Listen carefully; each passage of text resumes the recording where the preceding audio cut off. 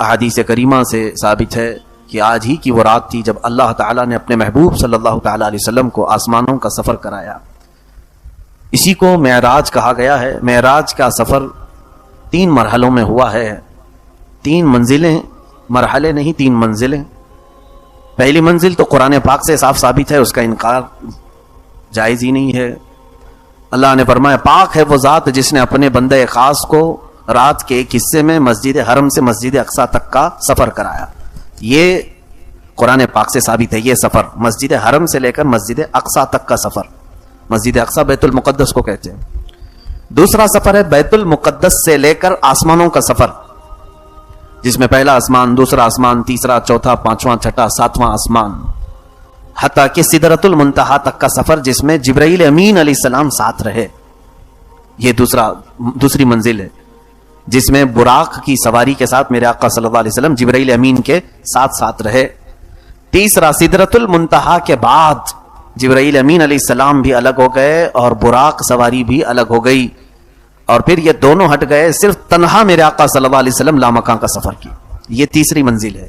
یہاں سوائے میرے نبی کے کسی دوسرے کی وہاں پر شرکت ہوئی ہی نہیں. بس وہ کون سی جگہ تھی اس جگہ کا نام ہی نہیں ہے جس کو لامکان کہا گیا. اللہ رب العزت کی طرف سے آواز آتی رہی ادن منی یا احمد، اے احمد مجھ سے قریب ہوتے جاؤ، قریب ہوتے جاؤ. میرے آقا صلی اللہ علیہ وسلم بڑھتے گئے.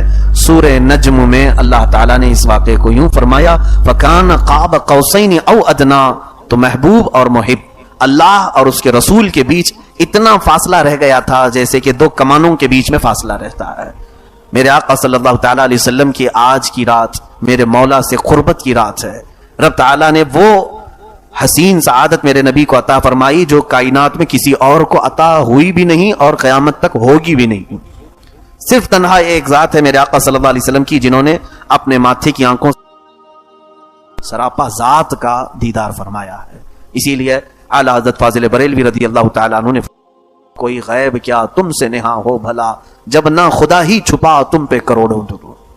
اب یہاں سے میں نے یہ 3 منزلیں آپ کو بتائی. ایک مسجد حرم سے مسجد اقصیٰ تک، یہ قرآن پاک خود بیان کر رہا ہے. دوسری منزل ہے بیت المقدس سے سدرۃ المنتہا تک. تیسری منزل ہے سدرۃ المنتہا سے لامکان اپنے رب ذوالجلال کے قرب و جوار تک کی.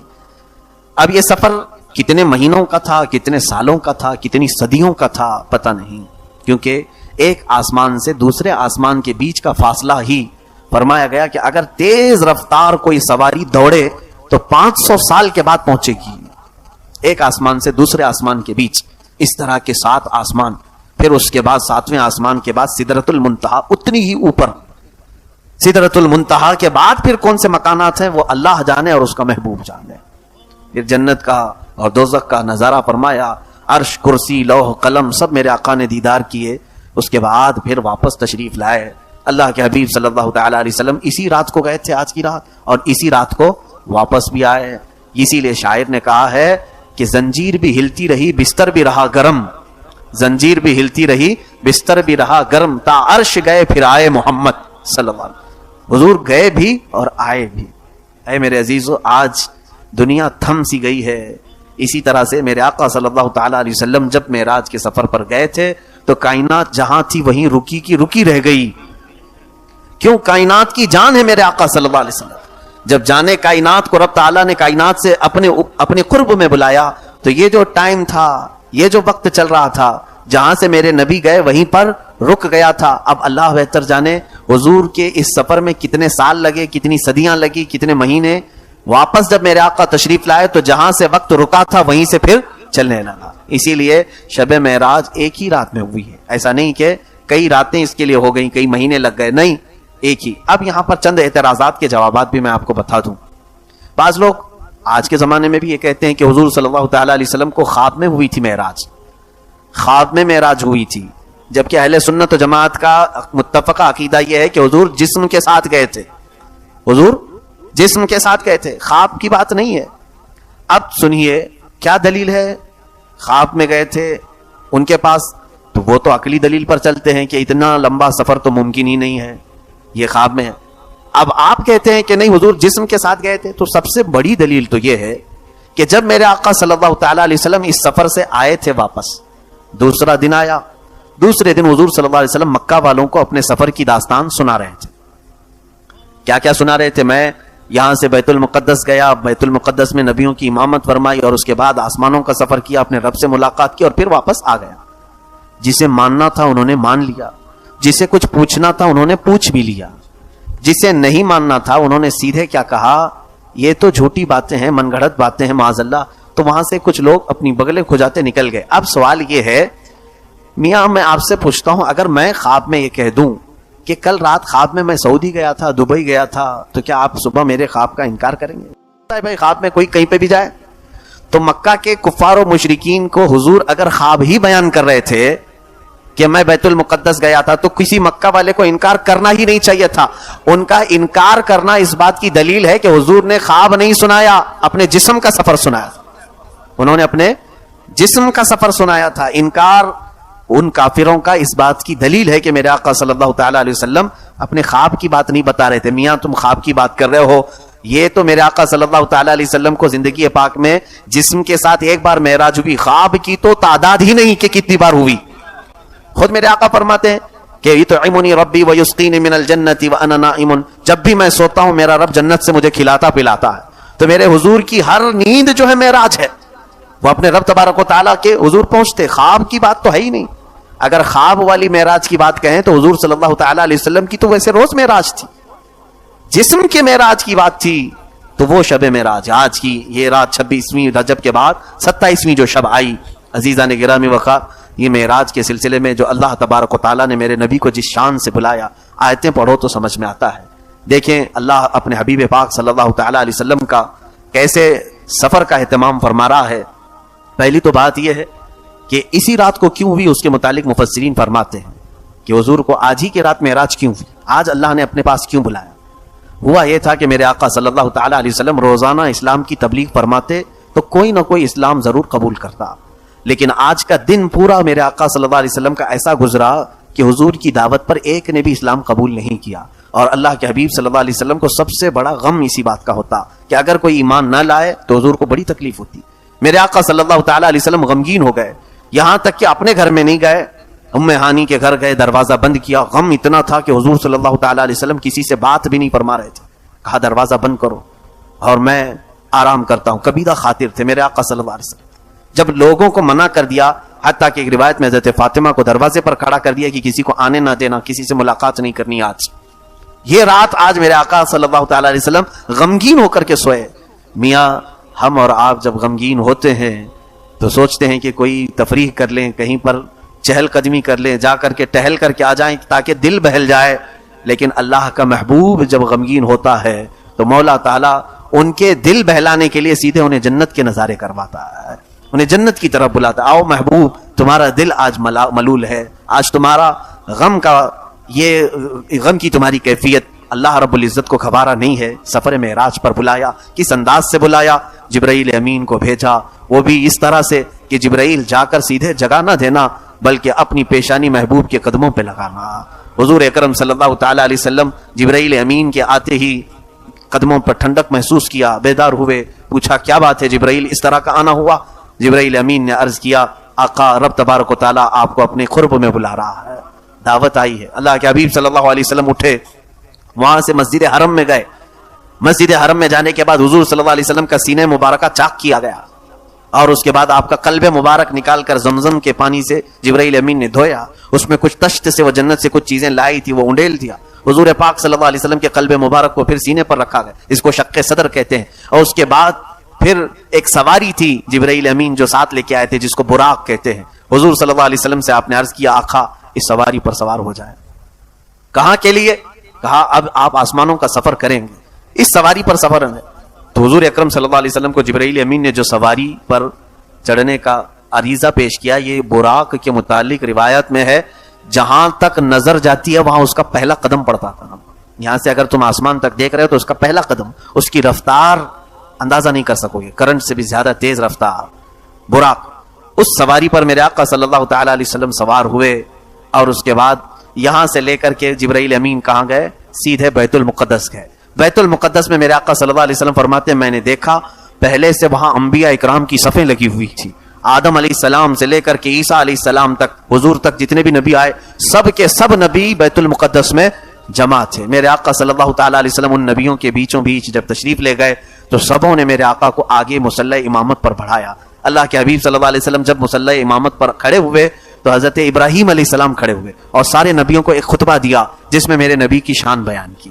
اور اس کے بعد پھر ان کے بعد حضرت موسیٰ علیہ السلام کھڑے ہوئے. پھر اکثر انبیاء اکرام نے حضور صلی اللہ علیہ وسلم کی شان میں خطبے بیان کیے، اپنے اپنے قصیدے بیان کیے.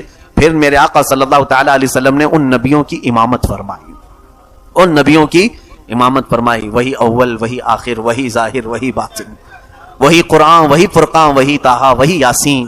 میرے آقا صلی اللہ تعالیٰ علیہ وسلم وہ اول بھی ہیں، آخر بھی ہیں، سارے نبیوں کے امام وہی ہیں. عزیزان گرامی، رسول پاک صلی اللہ تعالیٰ علیہ وسلم یہاں سے پھر آسمانوں کا سفر کی. اتنے سے مختصر سفر کے لیے اللہ نے جو لفظ بیان فرمایا، میں آپ کو اس کو بڑے پیارے انداز میں عرض کیا ہے. حکیم الامت علامہ احمد یار خان نعیمی رحمۃ اللہ علیہ نے 15ویں پارے کی شروع کی آیت سبحان الذی. یہ سفر کا لفظ کہاں سے شروع ہوتا ہے؟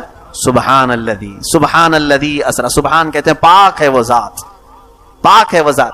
حکیم الامت نے اس سفر کو یوں بیان کیا کہ لوگوں دیکھو، میرے آقا صلی اللہ تعالیٰ علیہ وسلم کی وہ کیفیت جو تھی اس دن کی، وہ دولہے کی کیفیت تھی. حضور پاک صلی اللہ تعالیٰ علیہ وسلم کو لینے کے لیے جبرائیل آئے، سواری بہت اعلیٰ قسم کی لائی اور پھر غسل زمزم سے دیا آپ کے قلب مبارک. باراتیوں کی شکل میں انبیاء اکرام کی جماعت کھڑی ہے. اب جب دوسرے لوگ اپنے گھر سے نکلتے ہیں، دولہا آپ بھی بنے ہوں گے، ہم بھی بنے ہوں گے، اپنے گھر سے جب نکلتے ہیں لباس پہنتے ہیں، ساری چیزیں، اور شاید ہو سکتا ہے کچھ لوگ گھوڑیوں پہ بیٹھتے ہیں یا کار میں بیٹھنے کا زمانہ ہے، کار میں بیٹھتے ہیں. اپنے گھر سے جب نکلے سواری پر تو کبھی ماں آتی ہے بلائیں لیتی ہے، باپ آتا ہے اور کہتا ہے ماشاءاللہ کیا میرا بیٹا لگ رہا ہے، نظر اتارتے ہیں. میرے عزیزو، وہ در یتیم میرے آقا صلی اللہ علیہ وسلم بلایا گیا کہ سواری پر سوار ہو کر کیا ہو. آسمانوں پر پہنچے. پہلے آسمان پر، یہ لمبی تفصیل ہے، وہاں پر آدم علیہ السلام سے آپ کی پھر ملاقات ہوئی. وہاں پھر دوسرے آسمان پر دوسرے نبی سے، تیسرے آسمان. جو نبی یہاں بیت المقدس میں تھے حضور کی امامت میں نماز پڑھ چکے، پھر وہ وہاں پہنچے ہوئے تھے. اب ایک سوال آتا ہے کہ آپ کہتے ہیں کہ بیت المقدس میں حضور نے سارے نبیوں کو نماز پڑھائے اور پھر یہاں سے نکلے، پہلے آسمان میں آدم علیہ السلام سے ملاقات ہوئی، دوسرے آسمان میں نوح علیہ السلام سے، تیسرے آسمان میں ادریس علیہ السلام، چوتھے آسمان میں حضرت یوسف علیہ السلام، تیسرے آسمان میں، چوتھے آسمان میں عیسیٰ علیہ السلام. اس طرح انبیاء اکرام سے ملاقات کرتے رہے. مجھے یہ بتائیں کہ یہ انبیاء حضور سے پہلے کیسے گئے وہاں پر؟ وہ تو یہاں پر امامت میں جماعت میں تھے. تو حضور پاک صلی اللہ تعالیٰ علیہ وسلم کی اس امامت میں جماعت میں وہ شریک بھی رہے. اس کا جواب مفسرین نے یوں فرمایا، بات در حقیقت یہ ہے کہ حضور صلی اللہ تعالیٰ علیہ وسلم دولہے کی شکل میں تھے اور دولہے کی سواری بڑی آرام سے جاتی ہے اور براتیوں کو انتظام کے لیے کبھی پہلے پہنچنا ہوتا ہے، تیزی سے وہ جا کر کے استقبال کے لیے کھڑے ہو جاتے ہیں. تو حضور کی وہ براق کی سواری پوری اپنی رفتار سے نہیں بلکہ وہ اپنی شان کے ساتھ جیسے دولہے کو لے جاتی ہے اس طرح سے وہ جا رہی تھی. اور اندازہ کرو وہ انبیاء اکرام کی رفتار اتنی ہے تو پھر اگر میرے نبی کی پوری رفتار ظاہر ہو جائے تو اس رفتار کو کون پا سکے؟ عزیزان محترم، حضور پاک صلی اللہ تعالیٰ علیہ وسلم کے معراج کے سفر کی گتھیاں سلجھانا معمولی بات نہیں ہے. سیدھے اس کا جواب ایک ہی ہے. بعض لوگ اگر کنفیوژن ہے کہ اتنا لمبا سفر، بیت المقدس میں اتنے نبیوں سے ملاقات، ساتوں آسمان، یہ سب چیزیں نہیں سمجھ میں آتا، عقل میں نہیں آتی بات. بہت سارے لوگ یہ سمجھتے ہیں. پہلی بات تو یہ ہے کہ مسلمان اگر ایسی بات کہے تو اسے سمجھا دیں میاں یہ میرے آقا صلی اللہ علیہ وسلم کا معجزہ ہے. معجزہ اس کو کہتے ہیں جو عام لوگوں کی عقل میں نہ آئے. اگر تیری عقل میں آ جاتا تو وہ معجزہ کیسے ہوتا؟ حضور صلی اللہ تعالیٰ علیہ وسلم نے انگلی کے اشارے سے چاند کے ٹکڑے کی، یہ تیرے ذہن میں آ گیا؟ سمجھ میں آیا؟ کوئی کر سکے گا؟ حضور نے ڈوبے ہوئے سورج کو پلٹایا، کیا یہ تمہاری سمجھ میں آ گیا؟ حضور صلی اللہ علیہ وسلم نے اپنی انگلیوں کے بیچ سے پانی کے فوارے جاری فرمائے، کیا یہ تمہاری سمجھ میں آ گیا؟ تو جب یہ معجزات سمجھ میں نہیں آئے تو معراج کیسے سمجھ میں آئے گی؟ یہاں پر صرف صدیق کا وہ ایمان چاہیے. حضرت ابوبکر صدیق رضی اللہ تعالیٰ عنہ کو جب حضور صلی اللہ علیہ وسلم نے یہ سنایا، میرے عزیز و حضور سیدنا ابوبکر صدیق نے حضور سے پہلے نہیں سنا اس واقعے کو، ابو جہل سے پہلے سنا. انہوں نے، آپ سفر سے آ رہے تھے، ابو جہل بیچ راستے میں پکڑ لیا اور کہا ابو بکر ایک شخص مکہ میں آیا یوں کہہ رہا ہے کہ رات کو یہاں سے فلسطین گیا تھا، بیت المقدس پھر واپس آ گیا.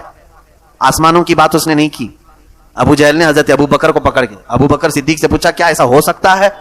حضرت ابو بکر نے کہا ایسا ایک رات میں کون جا کے آ سکتا ہے؟ نہیں ہو سکتا. تو ٹھٹا مار کر کے ہنسنے لگا.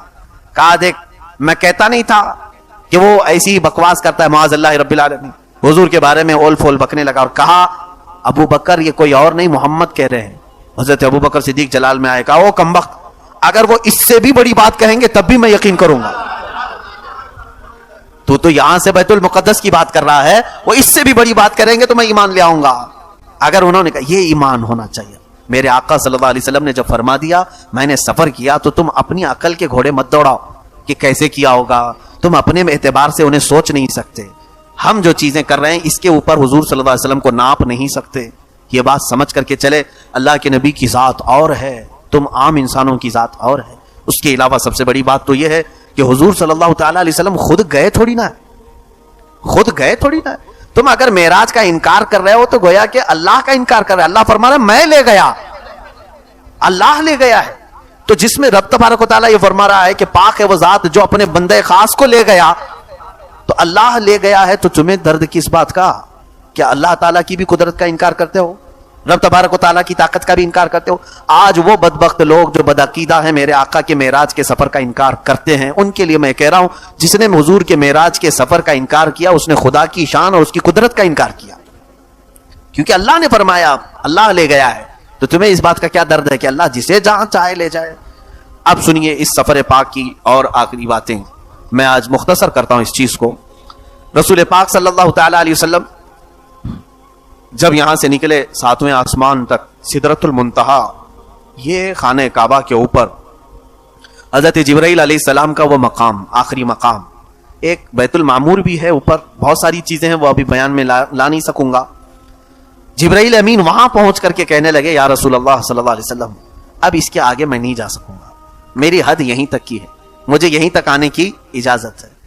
وہ جبرائیل جو سید الملائکہ, سارے فرشتوں کے سردار, حضرت جبرائیل علیہ السلام اگر اپنی اصلی شکل میں آئیں تو یہ پوری دنیا صرف ان کے پروں سے بھر جائے گی.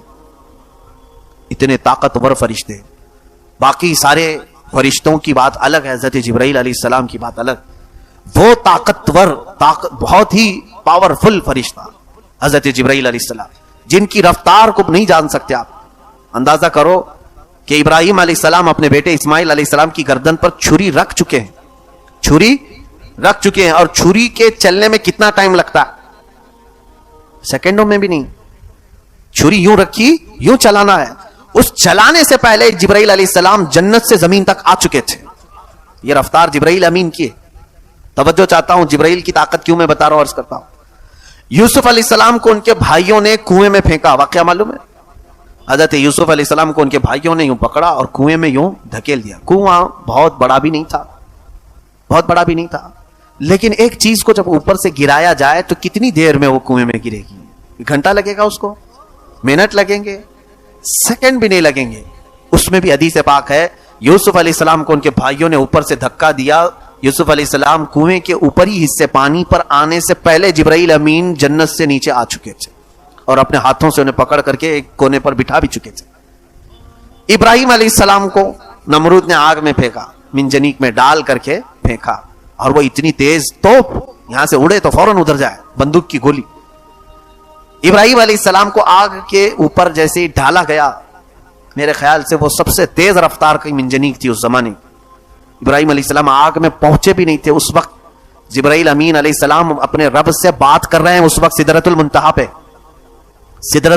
پہ اللہ سے بات کر رہے ہیں جب ان کو منجنیق سے پھینکا گیا. رب نے فرمایا جبرائیل جاؤ میرے بندے سے پوچھو کہ کوئی حاجت ہے. ان کے آگ میں پہنچنے سے پہلے ہی جبرائیل امین آ چکے تھے آگ کے پاس. کتنی تیز رفتاری, سمجھ گئے؟ اس تیز رفتاری کا بادشاہ سید الملائکہ جبرائیل امین جہاں جا کر کہتا ہو یا رسول پاک اب میری طاقت کے بعد آپ کی طاقت کی شروعات ہے, اس رسول پاک کی تیز رفتاری کو کون پہنچ سکتا ہے؟ میں نے اتنی باتیں جو جبرائیل امین کے متعلق بتائی, وہ جبرائیل کیا کہہ رہے میرے نبی سے سدرۃ المنتہا جانے کے بعد, اگر یک سر موئے برتر پرم فروغ تجلا بسوزت پرم. فارسی میں شیخ سعدی فرماتے ہیں ایک بال کے برابر بھی اگر میں اوپر چلا جاؤں اللہ کی تجلی کے جلال سے میرے پورے پر جل جائیں گے, یہاں سے میں نہیں جا سکوں. اب اندازہ کرو میرے آقا صلی اللہ تعالیٰ علیہ وسلم کو میرے مولا نے کون سی طاقت عطا فرمائے. نادان میرے نبی کو زمین پر چلتا پھرتا دیکھ کر کے اپنے جیسا بشر کہنے لگ گئے, اپنا بڑا بھائی کہنے لگ گئے. تمہیں اندازہ نہیں, جبرائیل نے کبھی نہیں کہا میں نبی کو میرے جیسا, بلکہ جبرائیل امین ایک بار میرے آقا کے حضور حاضر ہوئے اور کیا کہا جانتے ہیں؟ جس کو شاعر نے اپنے فارسی کے شعر میں یوں کہا ہے, آفاق ہا گردیدہ ام بسیار خوباں دیدہ ام. فارسی میں کہا گیا آفاق ہا گردیدہ ام بسیار خوباں دیدہ ام, لیکن چتو چیزیں دیگری یا رسول اللہ. میں نے بہت کائنات کو دیکھا ہے, بہت سارے آسمانوں کا, میں نے بہت ساری دنیاؤں کا سفر کیا ہے اور بہت اچھے اچھے لوگوں کو دیکھا ہے. جبرائیل کہہ رہے ہیں مگر یا رسول اللہ آپ چیز ہی الگ ہو, آپ کی کیفیت ہی الگ ہے. جو جبرائیل حضور کو اپنا برابر نہیں کہہ سکے, یہ آج کے دوسرے کسی کھیت کی مولی بھی نہیں ہے, وہ اگر اپنے نبی کو کہیں کہ ہمارے جیسے ہی تھے, کھاتے پیتے تھے, بازاروں میں گھومتے پھرتے تھے, معاذ اللہ رب العالمین, برابری کرنے چلنے والا, یہ کبھی کیوں نہیں سوچتے؟ حضور کو یہ کہتے ہیں ان کی بھی ایک ناک تھی, 2 آنکھ تھے, حضور صلی اللہ علیہ وسلم کے بھی 2 کان تھے, سب ہمارے بھی. ایک ظالم ایسے بھی کہہ رہا تھا, تو ہم تو اس کو یہ کہتے ہیں میاں تو حضور کو صرف دیکھا, تو یہ کیوں نہیں کہتا کتے کی بھی ایک ناک ہوتی ہے, 2 آنکھ ہوتی ہے, 2 کان ہوتے ہیں, تو یہ کیوں نہیں کہتا کتا بھی تیری طرح, تو کتے کی طرح ہے. تشبیہ تو یہاں پر بھی تو دے سکتا ہے. صرف آنکھ اور کان اور یہ ساری چیزیں ہو جانا یہ تشبیہ کی بات ہے. اس رسول پاک صلی اللہ تعالیٰ علیہ وسلم کے بارے میں تم بات کر رہے ہو جس کے متعلق احادیث کریمہ یہ ہے جن کے تھوک میں بھی اللہ نے شفا رکھی ہے, جن کے پسینے مبارکہ کو عنبر اور مشک سے زیادہ حسین ترین خوشبوؤں میں رکھا ہے. اس رسول پاک صلی اللہ علیہ وسلم کے متعلق کبھی بھی زبان درازی نہ کرے. اب رہی بات میرے آقا صلی اللہ تعالیٰ علیہ وسلم کے معراج, اب یہاں سے سدرۃ المنتہا کے بعد جو مقامات تھے اللہ رب العزت کے حضور جو میرے آقا گئے, اللہ اکبر, وہ کیفیت کو ہم بیان نہیں کر سکتے. وہ کیسی تھی, وہ کون سی جگہ تھی, اور میرے رب کو میرے آقا نے کیسے دیکھا. حضور صلی اللہ علیہ وسلم سے پوچھا بھی صحابہ نے, تو حضور نے اتنا کہا میں نے میرے رب کو بہت حسین شکل میں دیکھا, لیکن کوئی چہرہ ایسا تھا یا کوئی ہاتھ تھا, کوئی پیر تھا, معاذ اللہ, اللہ کے لیے کوئی جسم ثابت نہیں کر سکتے. یہ بھی یاد رکھیں آپ, اللہ کا کوئی جسم ہم ثابت نہیں کر سکتے, کیونکہ جو تمہارے عقل میں آ جائے وہ خدا نہیں ہے. اللہ رب العزت کو کوئی احاطہ نہیں کر سکتا, وہ سب کو احاطہ کیا ہوا. اب یہاں سے میرے آقا صلی اللہ تعالیٰ علیہ وسلم فرماتے ہیں مجھے آواز آئی اپنے رب کی طرف سے, اے احمد قریب آؤ, اے احمد قریب آؤ, اے احمد قریب آؤ. میرے آقا کا آسمانوں میں احمد نام ہے, زمینوں میں محمد نام. احمد بلایا جا رہا تھا. اس کے بعد رب تعالیٰ سے آپ قریب ہوتے گئے, قریب ہوتے گئے. حضور صلی اللہ علیہ وسلم فرماتے ہیں رب ذوالجلال نے اپنے دستے قدرت کو میرے سینے پر رکھا, جس کی ٹھنڈک میں نے محسوس کی, اور میں نے دیکھا زمین کے سارے خزانے میرے سامنے کھلے ہوئے تھے. میں نے آسمانوں اور زمینوں کی ساری چیزیں دیکھ لیں, اسی وقت میں نے پوری کائنات کو دیکھ لیا.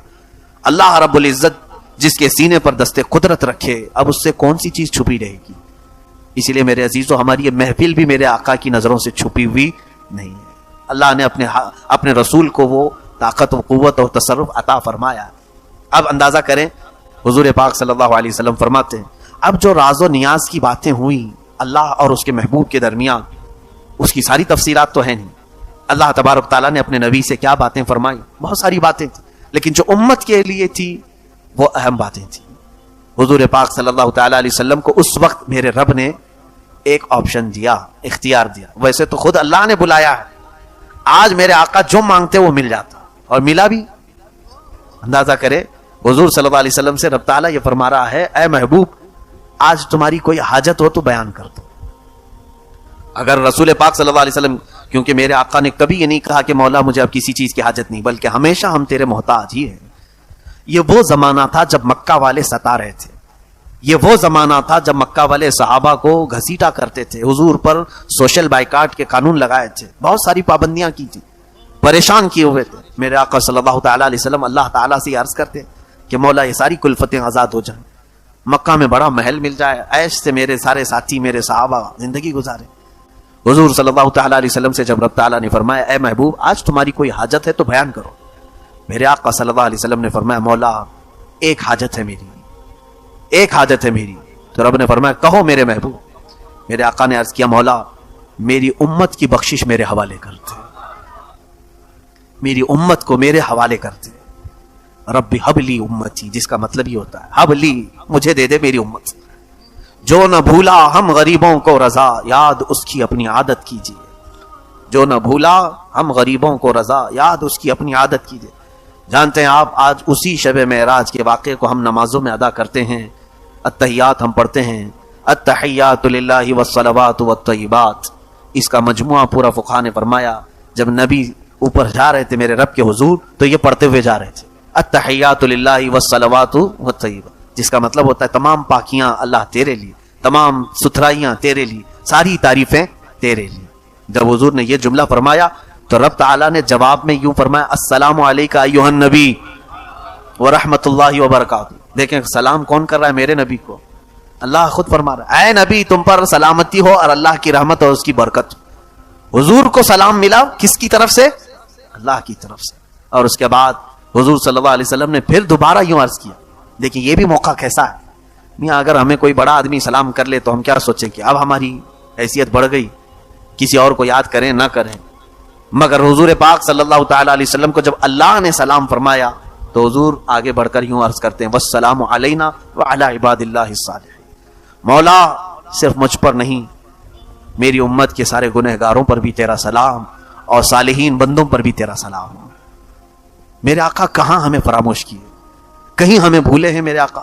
رسول کریم صلی اللہ علیہ وسلم نے ہمیں کسی جگہ پر چھوڑ دیا ہے؟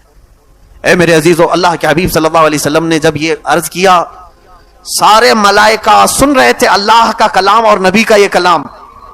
حضور نے پہلے کیا کہا اللہ کی تعریف میں؟ التحیات للہ والصلوات والطیبات. تو رب تعالیٰ نے فرمایا السلام علیکہ ایھا النبی ورحمۃ اللہ وبرکاتہ. میرے آقا نے پھر کہا والسلام علینا وعلی عباد اللہ الصالحین. تو یہ دونوں کے کلمے سننے کے بعد فرشتوں نے کہا اشہد ان لا الہ الا اللہ واشہد ان محمدًا عبدہ ورسولہ. ہم گواہی دیتے ہیں کہ اللہ کے سوا کوئی معبود نہیں، اور ہم گواہی دیتے ہیں کہ محمد صلی اللہ علیہ وسلم اللہ کے بندے اور اس کے رسول ہیں. یہ اگر کوئی التحیات کا اتنا ٹکڑا بھی پڑھ لے تو اسے معراج سمجھ میں آ جائے گی. معراج کا سفر اس کے اندر. ہم نمازوں میں التحیات میں بیٹھے تو یہ منظر تصور میں لے کے آنا چاہیے. یہ منظر تصور میں لے کے آئیں کہ رسول پاک نے یہ جملے ادا کیے تھے، پھر میرے مولا نے اپنے نبی کو سلام کیا تھا، اور اس کے بعد میرے آقا نے ہم غریبوں کو یاد کیا تھا، پھر فرشتوں نے سب شہادت بیان کی تھی، ہم بھی کیوں نہ فرشتوں کی شہادت بیان کریں. میرے عزیزو، رسول پاک صلی اللہ تعالی علیہ وسلم جب وہاں سے چلنے لگے تو رب تبارک و تعالیٰ سے آپ نے ایک سوال کیا مولا مجھے تو نے انعام میں یہاں تک بلایا. دیکھیں کہاں کہاں حضور پاک ہمارا خیال فرماتے ہیں کہ سب یہاں تک آ نہیں سکیں گے، سب تیرے دربار تک یہاں تک نہیں پہنچ سکیں گے. میں جاؤں گا تو میری امت مجھ سے بار بار تیرے بارے میں پوچھے گی، اور وہ پوچھیں گے کہ یا رسول پاک آپ تو پہنچ گئے، ہم کیسے جا سکیں گے؟ اے اللہ میں اپنی امت کو کیا بتاؤں. توجہ، رب تعالیٰ نے فرمایا اے محبوب میں ایک تحفہ تمہاری امت کو دیتا ہوں، اگر وہ اس پر عمل کرے گی تو ہر سجدے میں انہیں معراج ہوگی. وہ ہے نماز کا تحفہ. اللہ رب العزت نے 50 نمازیں فرض کی امت محمدیہ پر. کہا کہ رسول یہ لے جائیں 50 نمازیں اپنی امت کو پڑھنے کا حکم فرمائیں کہ وہ دن اور رات میں 50 نمازیں پڑھیں. میں سوچتا ہوں ہیں تو گھنٹے 24، اگر 50 نمازیں فرض ہوتی تو آدھے گھنٹے سے پہلے اذان ہونے لگ جاتی. نہیں، 24 گھنٹے میں اگر آدھے گھنٹے پر بھی ہو تو 48 نمازیں ہوتی، پھر 2 بج جاتی تھی. 50 نمازیں 24 گھنٹے میں کیسے ادا کرتے؟ بڑا مسئلہ تھا. اللہ رب العزت نے بھی ظاہر سی بات ہے وہ بندوں پر عسر تکلیف تو نہیں چاہتا، حرج میں نہیں ڈالتا. مولا اتنا ہی دیتا ہے حکم جتنا بندے اٹھا سکتے. تو جب یہ آدھے گھنٹے میں نماز، ہر آدھے گھنٹے میں کہاں سے آئے گا بندہ؟ رب بھی جانتا ہے، لیکن پھر فرض کیا کیوں؟ اس کی بڑی حکمت ہے. حضور صلی اللہ علیہ وسلم وہ 50 نمازیں لے کر کے آئے. یہ کسی آسمان پر حضرت موسیٰ علیہ السلام سے ملاقات ہوئی. موسیٰ علیہ السلام بھی 6 یا 5ویں آسمان پر حضرت حضور صلی اللہ علیہ وسلم سے ملاقات کی اور پوچھا کہ کیا آپ کی بات ہوئی. حضور نے بتایا، کہا میری امت کو اللہ نے 50 نمازیں عطا کی. موسیٰ علیہ السلام نے کہا اے رسول واپس جائیں اپنے رب سے کہیں کہ کم کر دے، آپ کی امت اتنا نہیں کر پائے گی. کیا کہا حضرت موسیٰ علیہ السلام نے؟ آپ کی امت نہیں کر پائے گی. اب یہاں دیکھیں میرے آقا کے علم غیب پر سوال کرنے والے آج 5 وقت کی نمازیں پڑھ رہے ہیں کہ 50 پڑھ رہے ہیں؟ 5 پڑھ رہے ہیں نا. موسیٰ علیہ السلام کو یہ کیسے معلوم تھا کہ امت 50 نہیں پڑھ پائے گی؟ جب موسیٰ علیہ السلام کو یہ غیب کا علم تھا تو میرے نبی کو کتنا غیب کا علم ہوگا؟ موسیٰ علیہ السلام ہی نے تو کہا حضور صلی اللہ علیہ وسلم گئے, رب تعالیٰ سے عرض کیا مولا اس میں کچھ کم کر دے. 5 کم ہوئی, 45 لے کر آئے. پھر موسیٰ علیہ السلام نے روکا, کہا اور کم کرائے. 9 مرتبہ حضور کا جانا آنا ہوا ہے. کتنی مرتبہ؟ 9 مرتبہ حضور صلی اللہ علیہ وسلم رب تعالیٰ کے حضور جاتے, کم کراتے آتے. اب یہاں پر بھی بعض مفسرین نے لکھا ہے کہ ایک ہی بار میں ڈائریکٹ 45 کم کرا کے آ جاتے. اللہ کو بھی معلوم ہے جب حضور صلی اللہ تعالیٰ علیہ وسلم 5 لے کر کے آئے تھے, 45 گھٹ گئی, کتنی بچی؟ 5. تو حضرت موسیٰ علیہ السلام نے پھر کہا اور جائیے کم کرائیے. تو میرے آقا نے کہا اب مجھے شرم آ رہی ہے, اب حیا آتی ہے, اس سے کم کراؤ.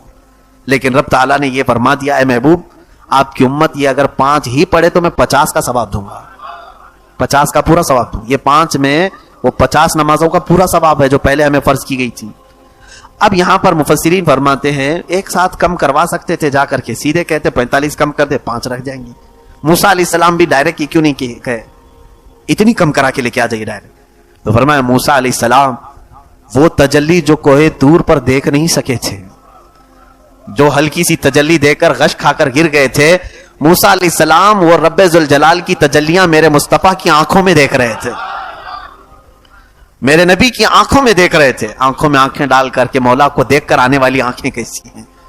تو اس لیے جب میرے آقا حضور صلی اللہ علیہ وسلم رب تعالیٰ کے حضور سے واپس آتے, وہ آنکھوں میں تازہ جمال و جلال میرے رب ذوالجلال کا. موسیٰ علیہ السلام توجہ سے دیکھتے اور پھر کہتے جائیے آپ. حضور صلی اللہ علیہ وسلم کا معاملہ یہ تھا, اپنے رب کے حضور جتنی بار جاؤں کم ہی ہے, بار بار ملاقات کروں. اور رب تعالیٰ یہ چاہتا ہے کہ میرا محبوب آئے جائے آئے جائے.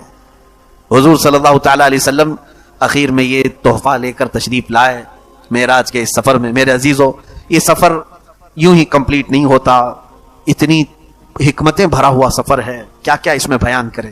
اللہ کے نبی صلی اللہ تعالیٰ علیہ وسلم جب تشریف لائے تو دوسرے دن اپنی امت کو اعلان فرمایا کہ میں نے رب سے ملاقات کی اور رب تبارک و تعالیٰ نے میری امت کو یہ تحفہ عطا کیا. پھر نمازیں با جماعت ادا کی جانے لگیں. اے میرے عزیزو آج یہ جو نمازیں ہیں یہ اس معراج کا سب سے بڑا پیغام ہے, سب سے بڑا پیغام ہے. اور شب معراج منانے والے رات بھر بیٹھ کر عبادت کرنے کے لیے آج کئی لوگ آ جاتے ہیں, نوافل پڑھتے رہتے ہیں. شب معراج نوافل کا پیغام دینے والی رات نہیں, فرض نمازوں کی پابندی کرانے کا نام شب معراج ہے. اللہ تبارک و تعالیٰ کا یہ ہدیہ ہے, تحفہ ہے امت مصطفیٰ کے لیے, اور وہ آج امت محمدیہ صلی اللہ علیہ وسلم پیٹ پیچھے پھینک چکی ہے. نمازوں سے اس قدر غفلت ہے, آج ایسا لگتا ہے کہ لوگوں پر ابھی نماز فرض ہوئی نہیں. میرے عزیزو اچانک موت کا اعلان آ جائے گا. قیامت کے دن فرمایا گیا روز محشر کے جاں گداز بوت, اولین پرسش کے نماز بوت. وہ قیامت کا دن جو جان پگھلا دینے والا ہوگا, سب سے پہلا سوال تمہاری نمازوں کے بارے میں ہوگا, جس کی جتنی نمازیں ہیں.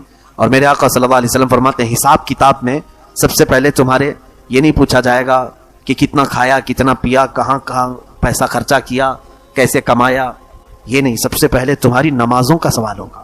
اور میرے آقا فرماتے ہیں جو نمازوں میں پاس ہو گیا اللہ اس کے دوسرے معاملات میں بھی اسے آسان کر دے گا, اور جو یہاں پھنس گیا ہر چیز میں پھنس جائے گا, وہ لمبی دیر تک محشر کے میدان میں پھنسا رہ جائے گا. ٹینشن مت لینا, وہاں پر تو 50,000 سال کے برابر کا ایک دن ہے, کہیں نہیں جانا ہے تمہیں. کہاں جانا ہے؟ موت بھی نہیں آنی ہے. ایسا ہے کہ سورج سے جل جل کے مر جائیں گے, نہیں, موت بھی نہیں, موت کو موت آ چکی ہوگی اس دن. حساب پورا تمہاری نمازوں کا لیا جائے گا. اب سورہ مدثر کی آیتیں دیکھیں آپ 29ویں پارے میں, عن المجرمین یتساءلون عن المجرمین ما سلککم فی سقر. جو جہنم میں جانے والے مجرمین ہیں وہ پوچھیں گے آپس میں ایک دوسرے سے, سوالات کریں, میاں تم کیوں آ گئے, تم کیوں دوزخ میں ڈھکیلے گئے, ایک دوسرے سے پوچھیں گے. تو سب کا جواب کیا ہوگا؟ قالوا لم نک من المصلین. وہ کہیں گے ہم نماز نہیں پڑھتے تھے, ہم نماز نہیں پڑھتے تھے اس لیے آ گئے. اس کے بعد اور بھی وجوہات ہیں, لیکن سب سے بڑی وجہ یہ ہے کہ نماز نہیں پڑھتے تھے اس لیے دوزخ میں ڈالے گئے. جن کی نمازیں باقی ہیں آج اللہ نے صحت دی ہے, پوری کر لو, جانے سے پہلے یہ قضا پوری کر لو, ورنہ وقت اجل آئے گا اور تمہیں فرشتہ اٹھا لے جائے گا. ہو سکتا ہے آج ہماری باتیں کچھ لوگوں کو کڑوی گزرے, کچھ لوگوں کو ایسی لگیں کہ ہمارے اوپر دقتیں ہیں, تمہیں یہ قیامت کے دن سمجھ میں آئے گا. میرے آقا صلی اللہ علیہ وسلم نے فرمایا بے نمازی کا حشر قارون, فرعون اور حامان کے ساتھ ہوگا. دوزخ کے دروازے پر اس کا نام لکھا جائے گا کہ فلاں بے نمازی تھا. میرے آقا صلی اللہ تعالی علیہ وسلم نے اپنے نزع کے عالم میں وفات کا وقت قریب ہے، اس وقت نماز کو میرے آقا نے ترک نہیں فرمایا. اس انداز سے میرے آقا مسجد میں تشریف لائے تھے. صحابہ فرماتے ہیں حضور صلی اللہ علیہ وسلم دو صحابہ کے کندھوں پر ہاتھ رکھ کر کے چل رہے تھے. حضور صلی اللہ علیہ وسلم کا پیر مبارک زمین پر گھسٹتا ہوا آ رہا تھا. میرے آقا زمین پر پیر نہیں رکھ رہے تھے. اتنی علالت، اتنی تکلیف کے بعد بھی میرے آقا مسجد نبوی شریف میں جماعت کے ساتھ نماز کے لیے حاضر ہوئے. آج لوگ صحت مندی کے ساتھ نمازیں ترک کر رہے ہیں، نمازوں کو بھولے بیٹھے ہیں. لوگ یہ سمجھ رہے ہیں کہ ہمارا حساب نہیں ہونا ہے. عزیزان گرامی وقار، یہ آج معراج کے متعلق جو کچھ بھی میں بیان کیا وہ آغاز باب تھا. میں نے برکت کے لیے آج یہ چیزیں رکھی ہیں. میرے مصطفیٰ کریم صلی اللہ علیہ وسلم کا عظیم سفر ہے، اور یہ سفر ہم بیان کرتے رہتے ہیں صرف اس لیے کہ ہمارے نئے بچوں میں میرے آقا کا سفر یہ منتقل ہوتا جائے. بعد میں کوئی ہمارے ان بچوں کے ذہنوں کو خرید کر کے یہ نہ کہے کہ یہ سب من گھڑت کہانیاں تھیں. کوئی ہمارے بچے کو بہکا نہ سکے، دھوکہ نہ دے سکے. اس لیے میرے عزیزوں اپنے بچوں میں یہ منتقل کرتے جاؤ سفر معراج کو، میرے نبی کیسے گئے تھے معراج میں. اسی لیے میں بارہا کہتا ہوں بچوں کو اگر سکھانا ہے تو اتنا ہی سکھا دو. 5 حرف والا معراج ہے. کتنے؟ میم عین را الف جیم، 5 یہ حرف والا معراج. بچوں کو رٹا کر کے یاد کرا دو. ان سے اتنا ہی کہو. ہمارے استاد نے ہمیں بتایا تھا بچوں کو یہ کہو معراج کی میم یہ بتاتی ہے کہ محمد کو معراج ہوئی صلی اللہ علیہ وسلم. کس کو معراج ہوئی؟ میم یہ بتاتی ہے کہ محمد کو معراج ہوئی. عین اس کے بعد سیکنڈ حرف کیا آ رہا ہے؟ عین. عین یہ بتاتا ہے کہ عرش پر گئے تھے. اس کے بعد 3rd نمبر پر آ رہا ہے را. را یہ بتاتی ہے کہ رات کو گئے تھے. پھر 4تھے نمبر پر الف ہے. الف یہ بتاتا ہے اللہ کے پاس گئے تھے. آخر میں جیم آ رہا ہے. جیم یہ بتاتا ہے جسم کے ساتھ گئے تھے. اتنا بھی اگر بچوں کو بتا دیں یہ 5 حروف، محمد صلی اللہ علیہ وسلم عرش پر گئے تھے، رات کو گئے تھے، اللہ کے پاس گئے تھے، جسم کے ساتھ گئے تھے، اتنا ہی پورا اس میں شامل ہو گیا. اپنے بچوں کو منتقل کرتے رہیے سفر معراج، اس لیے کہ بعد کے زمانے میں کہیں ایسا نہ ہو کہ کچھ بد عقیدہ ان سے ہمارے عقائد کو چھین نہ لے، ہماری روایات کو ختم نہ کر لے. اے قدیر و جبار خدا، ہم سب کو تو ہمارے گناہوں سے آزاد کر دے، معاف فرما دے. ہمارے بچوں کو تو سلیقہ عطا فرما، تمیز عطا فرما. وصلی اللہ تعالی علی خیر خلق محمد وآلہ واصحابہ اجمعین، وآخر دعوانا الحمد للہ رب العالمین.